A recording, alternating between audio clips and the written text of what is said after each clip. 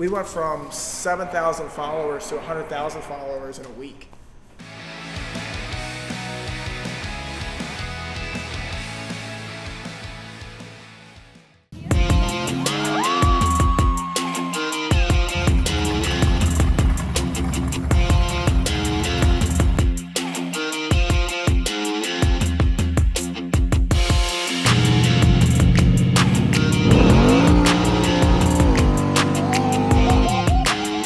Wolfpack Rides is just that. It's passion. Passion for the hot rods. Passion to make something cooler, bigger, badder, better every day. So it honestly just started as me kind of recognizing that there was this new trend towards social media. I'm looking at him and I'm like, dude, we're doing this stuff anyway.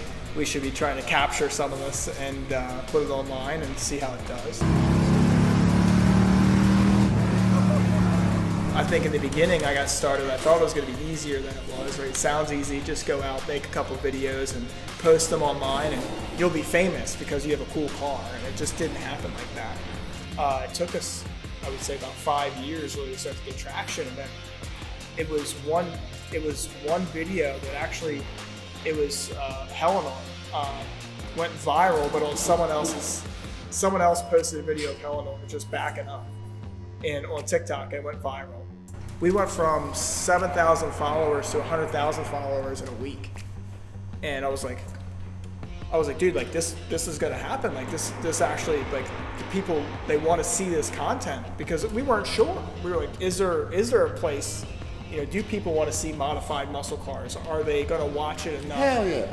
Listen, people want to watch it, but are they going to subscribe to it? Do they want to see it regularly? Because most people subscribe to stuff that is pertinent to them. Most of these cars don't relate to other people's lives other than, hey, they're cool, right? And they're awesome. And they may watch a video, but are they going to subscribe to see all the videos? So hold on. So that's when I was like, oh man, like they do want to see this, and they do want to see it regularly, and they do want to see the cars that you're building out there doing burnouts and things of that nature. So like our reaction, like when that happened, was like, we got to keep pushing.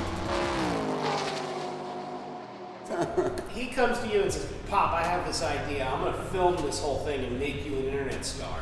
No, he didn't say that. He said, you're a jackass and people like looking at you. Well, I was traumatized. My first vehicle was a Volkswagen Beetle. It was a hand-me-down from my dad to my brother to me.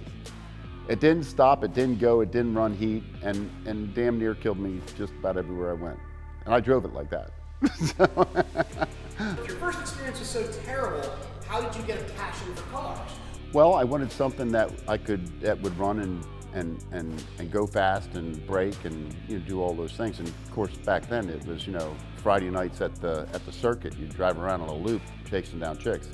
It's impossible, no matter how good looking, and I was very good looking, how good looking you are, to pick up a chick in a Volkswagen Beetle when all the hot rods were running around. They just weren't getting in your car.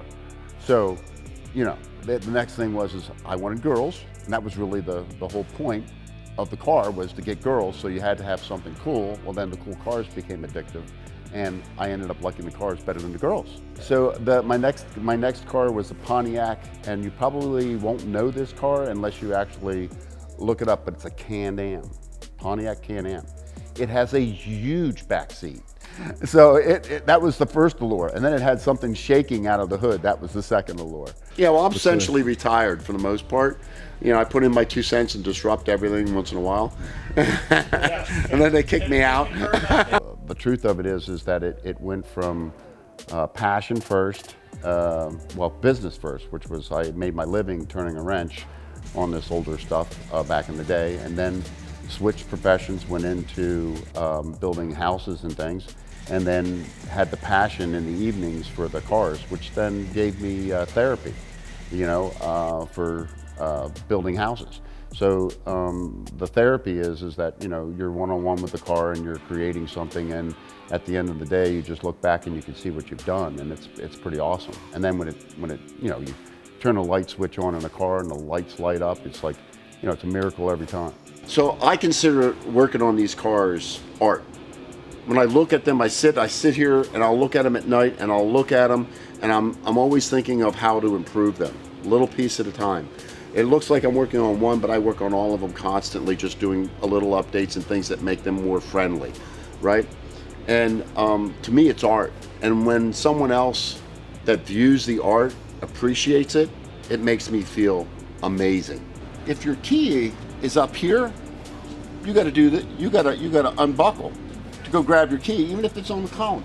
So you move your key back to where you can get it when your seat belts are on it. So that's where you determine where your key goes. I don't get as hands-on as he does. I mean, I'm not near as technical, but on the modification side and making the cars your own, like I still accomplish the same thing.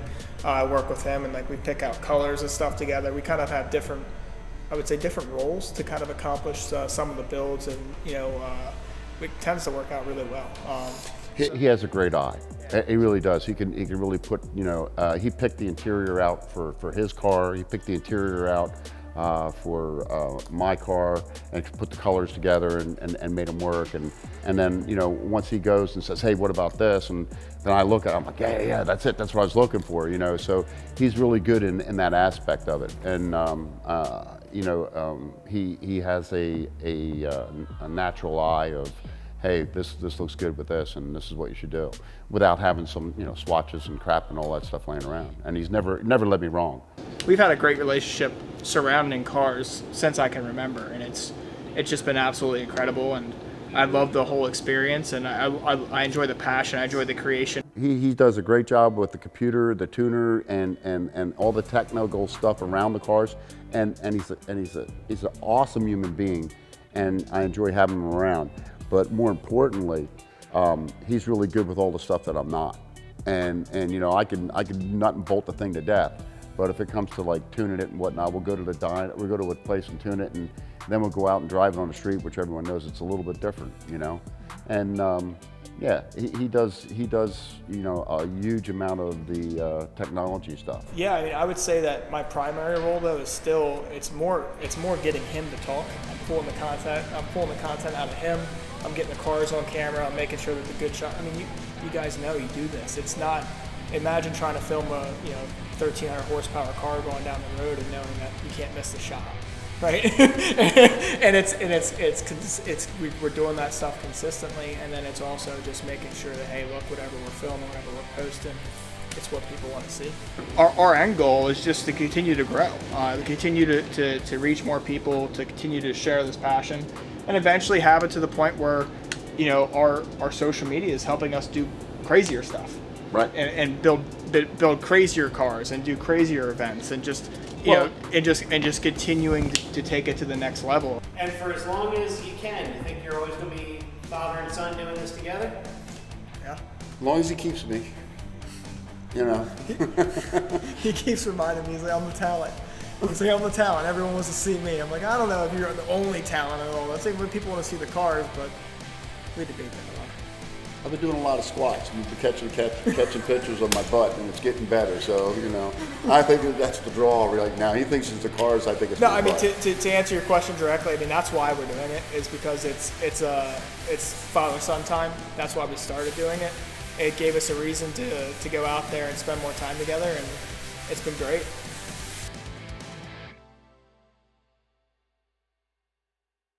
Oh, by the way, anyone out there that owns my Viper, you'll know it. It has a snake in leather on the seats. It's red. It's an 2000. It's got a motor in it from Lingenfelder. I want it back.